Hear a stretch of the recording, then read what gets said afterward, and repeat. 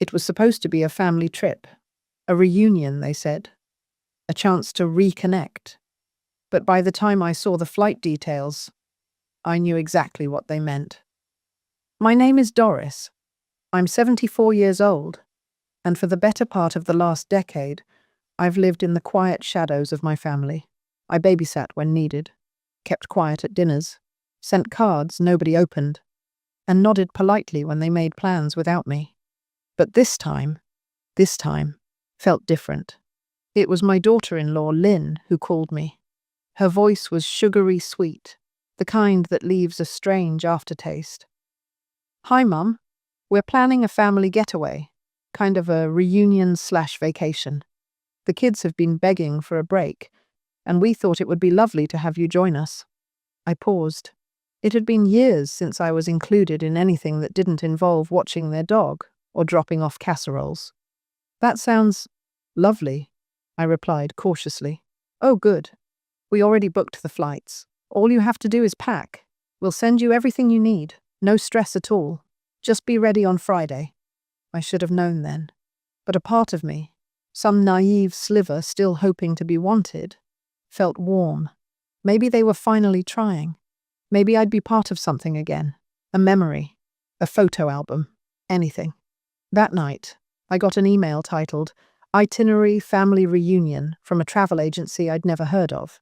I clicked it, expecting a flight with my son and his family, maybe even seats together. Instead, what I saw stopped me cold. Departure, 4:45 a.m. Layover 1, Houston, 3.5 hours. Layover 2, Denver, 2 hours. Layover 3, San Francisco, overnight arrival. Final destination next morning, 9:30 a.m., 3 layovers. Overnight travel. And all this for a 4-day trip? I scrolled down further. Basic economy. No bags, no meal, no cancellation or changes. It didn't sit right. I checked the other email Lynn had forwarded, which included the address of the hotel and a list of the family's confirmed check-ins. Her, my son Brian, the kids, and even Lynn's mother. Their flight? Direct. Mid-morning. Premium economy. For a moment, I just sat there, staring at the screen, trying to swallow the lump in my throat. Surely it was a mistake, a mix-up. Maybe they couldn't book me on the same flight? But I knew better. This wasn't an oversight. It was strategic. They were sending me ahead, separate, exhausted, and invisible. The next morning, my grandson, Jeremy, called me. He's 15, doesn't know how to lie properly yet. "Grandma, Mum said you're flying way earlier. Isn't that weird?" I chuckled softly. "It is, sweetheart. But maybe they thought I'd need more time to rest." He hesitated. "She said you'd slow everyone down." There it was. No code, no courtesy, just the truth, straight from a teenager's tongue. I didn't respond, just thanked him, hung up the phone, and stared at the wall. My hands were shaking. But not from sadness, from clarity. This wasn't just a flight. It was an exile, with a boarding pass. And they thought I wouldn't notice. Oh, but I did.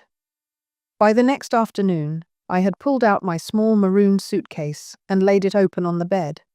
Half packed, half stalled. My hands paused over a pair of orthopedic sandals, and something about placing them neatly into the corner of the case made my chest tighten. They didn't want me there.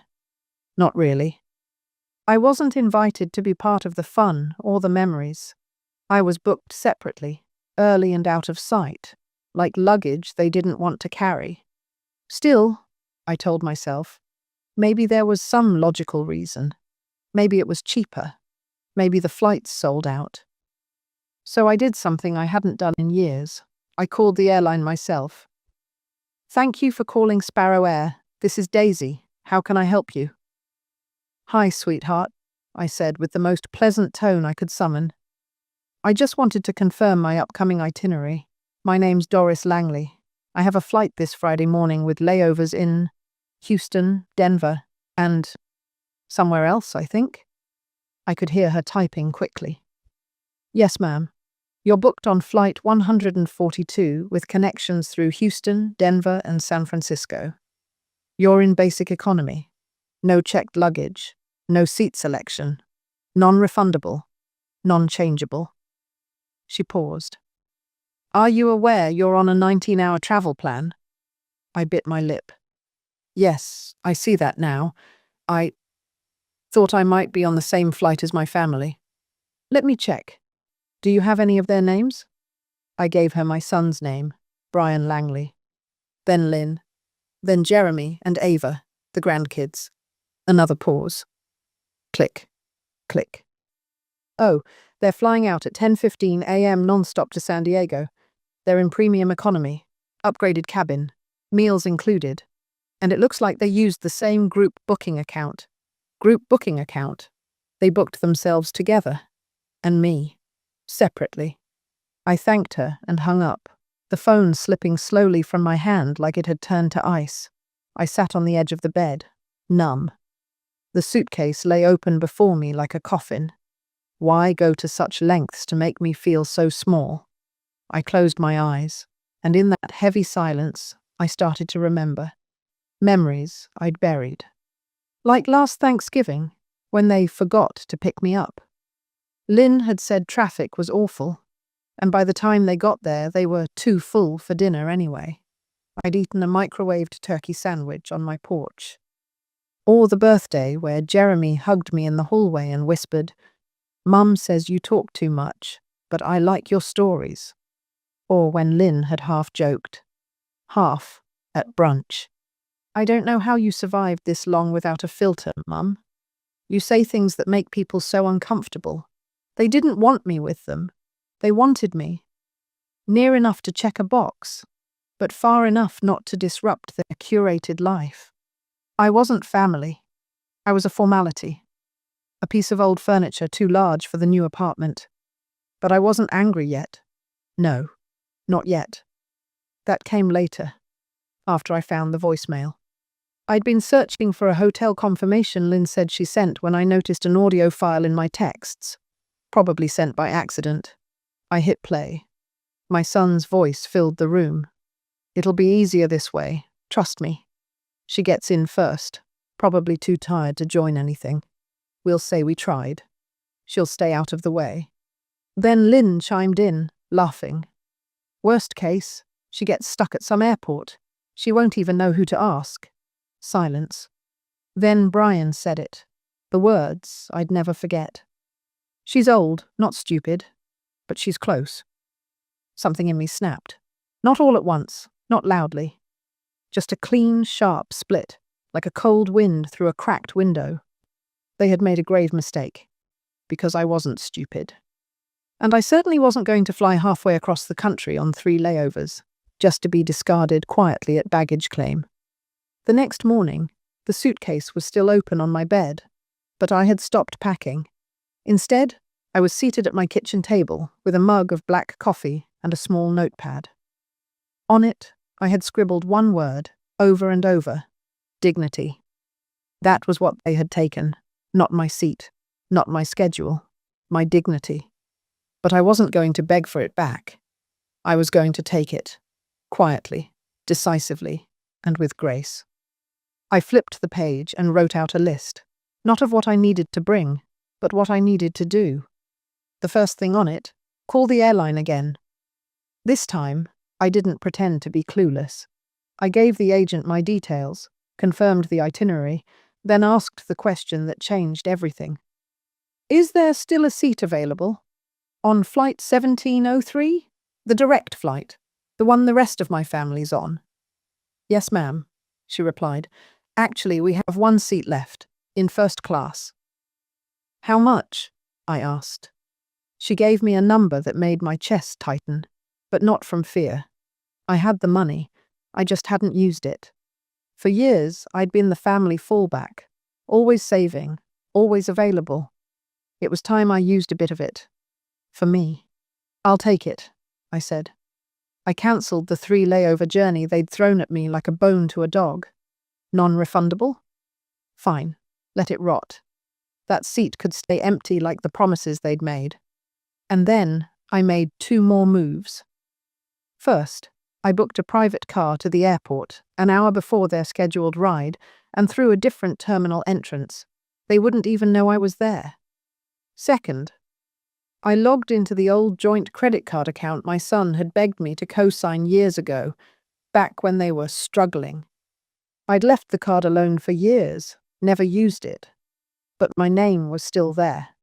I still had admin access, and they'd used it for all their trip expenses, flights, hotel, car rentals, excursions. They hadn't even bothered to change the password. I didn't touch anything. Yet. But the seed had been planted. That evening, I packed again. This time, with purpose. A linen blouse I'd saved for something special. A book of poetry. Sandals that made me feel elegant. Lipstick I hadn't worn in years. Nothing flashy. Just me, as I deserved to be. The next morning, as the sky still wore its dawn blush, I stood at the curb outside my building, suitcase beside me, coat draped neatly over my arm. The black car pulled up smoothly. The driver got out, tipped his hat, and opened the door. "Mrs. Langley," I smiled. "That's me." We drove past their house on the way to the airport. Their lights were just flicking on. They'd be waking up soon, hustling the kids, rushing to meet their own ride. And they'd have no idea. I was already ahead of them. At the terminal, I breezed through security, strolled into the lounge, and sat with a mimosa in hand. I looked out the window, watching the clouds shift over the wing of the plane I'd soon be boarding. And when I stepped onto that flight, first class, seat 2A, I felt something I hadn't in years. Seen, centered, certain. And then they boarded. Absolutely his. They boarded late, as always. Brian with his rolling duffel bag, Lynn fussing with Jeremy's hoodie, Ava already glued to her phone. I watched them from behind the first-class divider. My seat had a perfect line of sight to the aisle. And I watched, calmly, as they walked past me without so much as a glance. I could have reached out and brushed Brian's shoulder, and he wouldn't have noticed. Invisible, just like they wanted me. Lynn was complaining. "I told you we should have upgraded to first. These kids are going to whine the whole flight." Jeremy muttered, "At least we're not stuck in some Houston layover like Grandma." They chuckled at that. Brian added, "She probably hasn't even boarded yet, or worse, got lost in Denver." I took a sip of orange juice from a glass flute. It tasted better than I expected. We took off smoothly. I adjusted my seat, tilted my head back, and closed my eyes for a moment. The air felt thinner in a good way, less heavy, less crowded with expectation. When we reached cruising altitude, I connected to the in-flight Wi-Fi and pulled out my iPad. I hadn't used it much in recent years, but today it was the centerpiece of my plan. I logged into the shared travel app Lynn had set up for convenience. They had sent me the invite years ago, hoping I'd help pay for family trips. I'd declined back then, but apparently the permissions were still active. I opened the dashboard. There it was. Trip name: Family Reunion San Diego, Hotel, Golden Vista Resort, 3 oceanfront rooms, excursions, beach picnic, yacht tour, spa day card on file, the joint account. I stared at the screen for a long time, then tapped the credit card section. Still active, still in my name. They had never removed me, not even after all these years. They probably thought I wouldn't notice, wouldn't care, wouldn't know how. I smiled. They truly believed I'd sit quietly, somewhere over Nebraska right now, grateful for crumbs and carry-ons. Instead, I was sipping chilled water in a fully reclining seat, about to dismantle their little beach fantasy from 30,000 feet. But I wasn't angry, not in the way they expected. This wasn't vengeance for vengeance's sake. This was the final line between me and them. I clicked on the hotel reservation, then tapped Modify Guest List. I removed Brian, removed Lynn, removed Jeremy and Ava, then changed the name on all 3 rooms to mine. Then I cancelled their spa appointment, cancelled the yacht tour, and finally, I changed the check-in time to 2 hours earlier. Just before I logged out, I left a note on the account. Travel itinerary revised, charges reassigned, cardholder updated access privileges, D. Langley. And with that, I leaned back in my seat. I wasn't just flying above them. I was moving beyond them. Somewhere behind the curtain, they sat cramped, thinking they were in control. But I was beneath them, lost in some airport terminal with vending machine dinners and aching feet. They had no idea. Not yet. But they would. And soon. The seatbelt sign pinged off, and the cabin lights dimmed. I pulled the soft blanket over my lap and rested my head gently against the window. Below, the mountains cut jagged lines across the earth. Above, the sky was layered in hues of orange and soft lavender. It was the calmest I'd felt in years. But it wasn't over yet.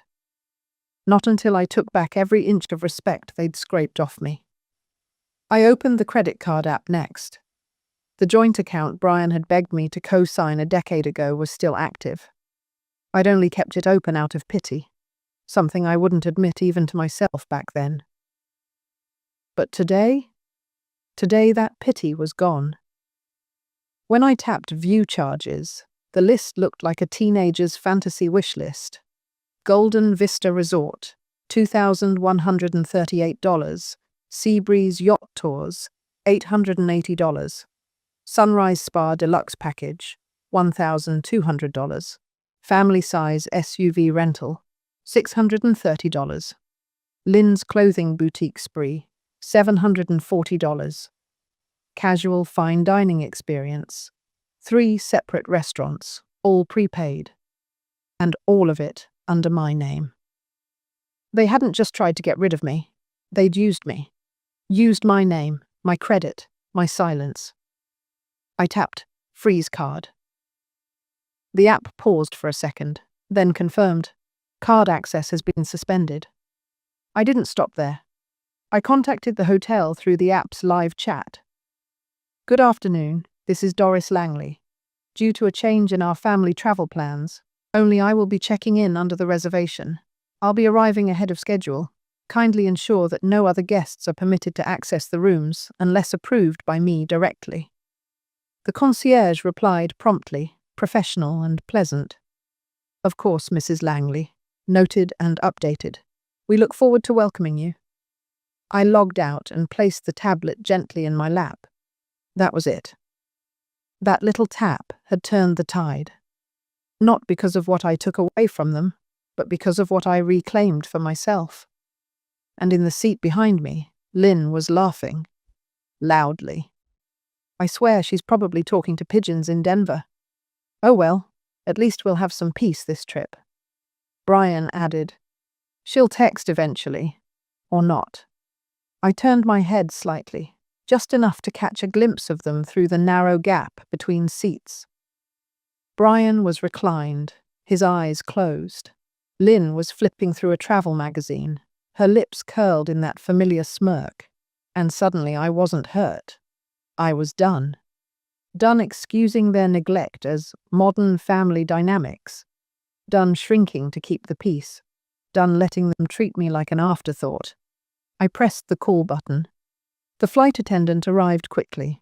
Yes, ma'am. Could I have another glass of champagne, please? I asked, smiling. Of course. And may I just say you wear first class beautifully? I chuckled, a deep and knowing sound. Thank you, dear. It took me long enough to get here. I glanced out the window again as she walked away. Below, the clouds were starting to thin, the land emerging in pale lines and coastal glimmers. We'd be landing in less than an hour. I leaned back and imagined the front desk clerk's expression when Brian and Lynn tried to check in. No card, no room, no reservations, and no idea what had just happened mid-air. San Diego welcomed me with a breeze that smelled like the sea and sunlight that danced across the sidewalk like it had been waiting just for me. A man in a neat vest stood at the arrivals gate holding a small sign, Mrs. D. Langley Golden Vista Resort. I smiled and approached. He tipped his hat. "Mrs. Langley, your car is waiting. The resort is expecting you." As we pulled away from the terminal, I saw Brian and Lynn's flight listed on the screen above the baggage claim, still delayed by 20 minutes due to minor turbulence. How poetic. 20 minutes was more than enough. By the time their plane touched down, I was already slipping into my suite at the Golden Vista, a corner room with panoramic ocean views, polished wood floors, and a balcony that looked like it had been stolen from a dream. The manager greeted me personally. "Mrs. Langley, we've taken extra care preparing your rooms. Please let us know if there's anything else we can provide." "I'll be dining in my room tonight," I said, "and I'd appreciate a pot of tea delivered to the balcony around sunset." "Absolutely." And just like that, I was no longer the burden, no longer the inconvenience. I was the guest of honor. At 4:12 p.m., I settled into the lounge chair on the balcony, soft jazz humming from the speakers, and watched the waves roll in. At 4:27, I heard a distant commotion below. I stood slowly and looked over the railing. There they were, Brian, Lynn, Jeremy, and Ava, arguing with the front desk. Lynn's voice, sharp and rising, carried upward. "What do you mean the reservation was changed? We made these bookings months ago." The clerk remained calm. "Ma'am, we've confirmed that only Mrs. Langley is listed as a guest under this account. The card on file was frozen mid-flight. Unless you can provide a new payment method, we're unable to check you in." Ava groaned. Jeremy sat on one of their suitcases and buried his face in his hoodie. Brian pulled out his phone, tried to dial. I assumed me, but I'd already silenced their numbers. They were stranded, not in another airport, not lost in Denver or stuck in Houston. They were stranded right in front of me. And I had the view. My tea arrived on time, chamomile with a hint of honey. I lifted the delicate porcelain cup to my lips and smiled as I watched Lynn pace and flail her arms at the front desk manager like a wind-up doll wound too tight. Down below, Brian looked up. His eyes scanned the hotel. I could tell he was trying to spot me. For a second, I wondered if I should step back into the room, hide the moment. But I didn't. I stood still, holding my tea with both hands, gaze steady and unblinking. He saw me. His jaw clenched, his mouth opened slightly. Lynn turned to follow his gaze. Her face paled. And I raised my cup gently in a toast. A silent one. To all the years they pretended I was invisible. To all the holidays I spent in silence. To every accidental insult masked as humor. I toasted to that. Then turned and walked slowly back inside. They didn't knock right away. It took them another 2 hours to find a temporary solution. A dusty roadside motel 6 miles away, with no ocean view, no working AC, and no memory foam anything. The front desk staff offered them bottled water and a sympathetic shrug. By then, I had already finished dinner. Grilled salmon, roasted vegetables, and a slice of lemon tart I hadn't planned to eat, but did, slowly and deliberately. At 9:15 p.m., the knock came. 3 hard taps on the polished door. No hesitation, no grace. I let it sit, let them stew on the other side, imagining me packing, or panicking, or ashamed. Then I opened the door. Lynn stood there, arms crossed, nostrils flared. Brian behind her, red-faced and rigid. Ava and Jeremy lingered near the elevator, whispering. "Mum," Brian said, voice tight. "What the hell is going on?" "Hi, Brian," I said softly. "Lynn." They pushed their way in like it was still their house and not my suite. Lynn marched toward the balcony, arms waving. "You cancelled everything. You used the travel app, didn't you? You froze the card." "Yes," I said calmly. "I did." Brian's voice cracked with frustration. "Why would you do that to your own family?" I turned slowly to face them, my hands resting lightly on the back of a velvet chair. "You didn't invite me here as family," I said. "You sent me ahead like a package you didn't want to carry. You laughed about it. You made jokes about me getting lost. You used my name, my credit, my kindness. Brian opened his mouth, but I raised a hand. I heard the voicemail. I know what you said. Lynn rolled her eyes. You're blowing this out of proportion. I was supposed to take a 19-hour journey through 3 airports, while you all flew comfortably and arrived refreshed. You knew I'd be exhausted. You planned for it. You hoped I'd opt out last minute or collapse in transit. Brian looked down. He didn't deny it. Why didn't you just talk to us? He muttered. I stepped closer, not angry, just clear. Because talking hasn't worked in years, Brian. When I speak, you all hear noise. When I show up, you all see a delay. But when you needed a co-signer, a babysitter, a holiday chef, you saw me then. Lynn's lips twitched. She wasn't used to not having the last word. I didn't ruin your trip, I added. You did that yourselves. I simply stopped funding it. Brian took a deep breath. So what now? You enjoy your motel, I said. Check out the local diner, take a long walk, reflect. Lynn huffed. You're unbelievable. No, I said, stepping back toward the door. I'm done being unbelievable. I'm seen now. They stood there in awkward silence. I'll call a cab, Brian said flatly. No need, I said. I already requested one for you. It'll be downstairs in 2 minutes. He looked up, confused. I'm not cruel, I said. Just finished. They left without another word. As the door clicked shut, I let out a breath I didn't realize I'd been holding for decades. I returned to the balcony. The sea was still speaking in gentle rhythms, and the air tasted like freedom. And for the first time in my life, I didn't feel like a passenger. I felt like the pilot,